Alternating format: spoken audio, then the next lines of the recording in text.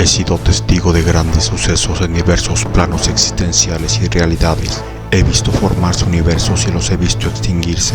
He presenciado el inicio de realidades y el colapso de dimensiones en un parpadeo de mis ojos. He visto civilizaciones llegar a la cúspide de la evolución, al mismo tiempo que presencio su vulnerabilidad cuando desaparecen.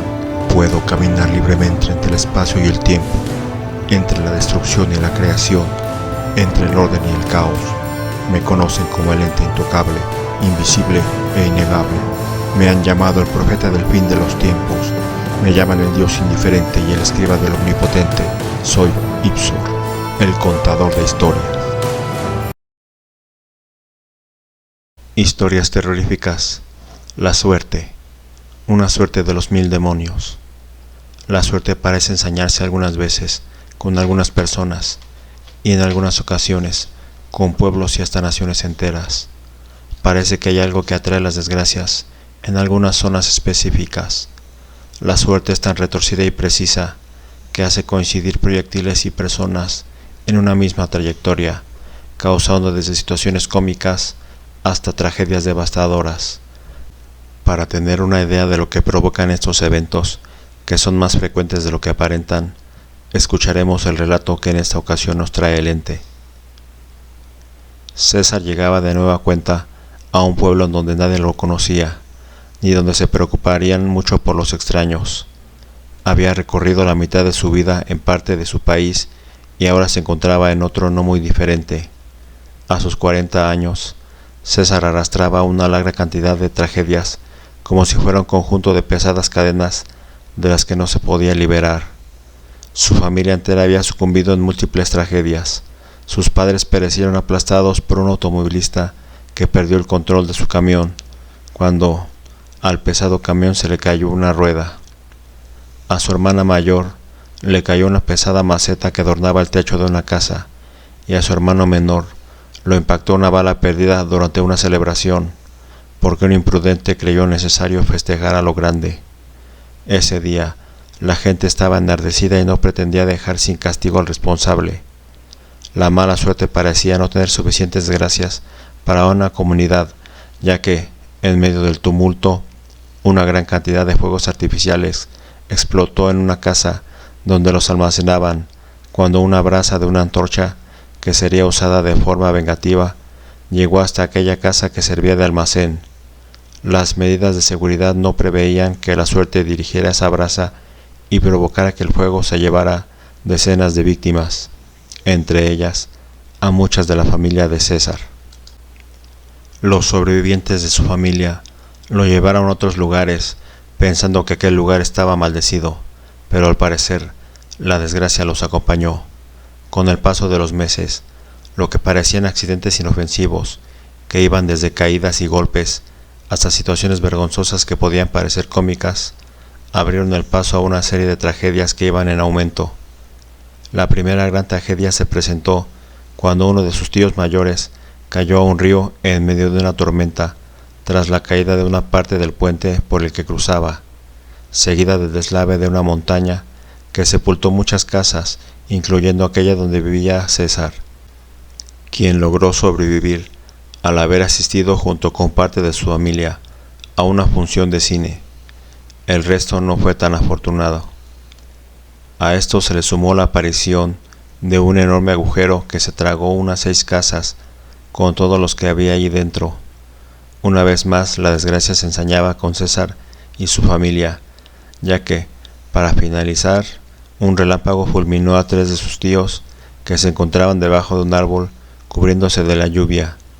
César, aún siendo un menor de edad y sin nadie que pudiera hacerse cargo de él, decidió abandonar a los parientes lejanos que le quedaban de familia, al creer que ellos eran los de la mala suerte. César llegó a una ciudad en donde rentó una casa pequeña y continuó con el negocio de la familia, la fabricación de zapatos artesanales que vendía a un alto precio. Con eso le bastaba para vivir, y eso le trajo algunos meses de tranquilidad, hasta que comenzaron los problemas. César veía a los otros niños y a los jóvenes de la ciudad jugar fútbol. Eran recurrentes los golpes con el balón a las casas vecinas en donde rompían vidrios y golpeaban a las personas en la cabeza, como si los jóvenes tuvieran la puntería e intenciones de hacer pasar malos ratos a la gente alrededor. El joven zapatero pensó que eso pasaba siempre en todos lados y no le dio la importancia necesaria. Continuó su vida pensando que se había librado de la mala suerte que había en su familia, y eso creyó durante el transcurso de unos días, cuando una hermosa chica que pasaba cerca de él cayó en una alcantarilla cuando pisó una frágil tapa que había recibido el peso de un pesado tráiler apenas unos segundos antes. La chica cayó tan profundo que no pudo hacerse nada para salvarle la vida. César se dio cuenta que volvería a pasar. La mala suerte no estaba ligada más que con él, y no podía hacer nada para salvarse, pensando que el próximo podría ser él, y no veía dónde pudiera escapar. En la noche, César quitó todo lo que pudiera ocasionarle un accidente, apagó las llaves del gas y terminó por quitarlo de su propiedad, teniendo que recurrir a comprar comida en otros lugares y bañándose con agua fría. Cada paso que daba, lo daba con la mayor precaución y se asomaba por encima de su cabeza, evitando las cosas colgadas. Una noche más tarde, después de haber comprado comida en un puesto callejero, escuchó un fuerte estruendo y al investigar se dio cuenta de que el lugar donde compró la cena había explotado. Con el paso de los días, César llegó a la conclusión de que a él nunca le pasaba nada, no había padecido ni un golpe, ni se había caído, y las desgracias pasaban justo a su alrededor, aumentando cada cierto tiempo de intensidad, hasta llegar a crear tragedias devastadoras. César decidió mudarse del lugar, esperando que lo que sucediera después él no lo viera ocurrir, pero para su suerte, en el lugar donde vivió y en los alrededores, las cosas volvieron a la normalidad. El clima de mala suerte acabó cuando el autobús en el que viajaba se estrelló con un automóvil en el que viajaba una familia, y la cual padeció las más terribles consecuencias. La gente del autobús no padeció más que ligeros golpes. César quedó intacto y el auto de la familia rebotó contra un árbol.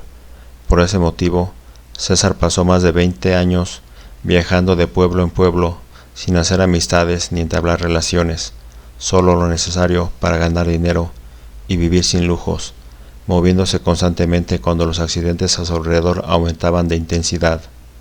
César llegó incluso a prevenir accidentes fatales, moviéndose rápido y aprendiendo a vivir en la naturaleza, cazando animales con los que hacía sus valiosos zapatos de piel que vendía a precios elevados a personas con recursos, las cuales solo le compraban una vez, ya que César desaparecía sin que pudieran volverlo a ver. Cierto día, el zapatero de la mala suerte se encontró cerca de un pueblo apartado a orillas de un bosque, donde podía cazar ciervos para obtener la piel de ellos.